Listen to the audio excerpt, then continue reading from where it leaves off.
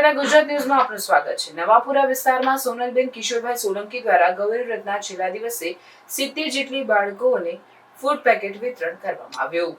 ડભોઈ મહિલા મોરચા દ્વારા ગૌરી વ્રત નિમિત્તે ફૂડ પેકેટનું વિતરણ કરાયું। બાળકીઓના માનીતા તહેવાર ગૌરી વ્રતના છેલ્લા દિવસે ડભોઈ મહિલા મોરચા પ્રમુખ સોનલબેન કિશોરભાઈ સોલંકી દ્વારા ગૌરી વ્રત કરતી નાની બાલિકા તથા મહિલાઓને ફૂડ પેકેટ અને વેફર્સનું વિતરણ કરવામાં આવ્યું। છેલ્લા 20 વર્ષથી ગૌરી વ્રત કરતી તમામ મહિલાઓને ફૂડ પેકેટ આપવામાં આવે છે અને આશીર્વાદ મેળવી ધન્યતા અનુભવે છે।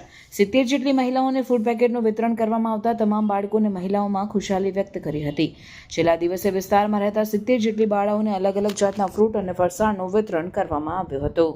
આજરોજ અમે ધારાસભ્ય શૈલેષભાઈના માર્ગદર્શન હેઠળ જે છોકરીઓ અહીંયા વિસ્તારમાં જે ગૌરી વ્રત અને જયા પાર્વતીનું વ્રત કરે છે તે 5 દિવસના ઉપવાસે આજે 5મો દિવસ છે, તો એની જે છોકરીઓ જે 100-150 જે બી છોકરીઓ ઉપવાસ કરે છે તેમને અમે કેળાની વેફર, કેળા, સફરજન, આલુ અને બધું સૂકા મેવાનું ફ્રૂટનું વિતરણ કરીએ છીએ।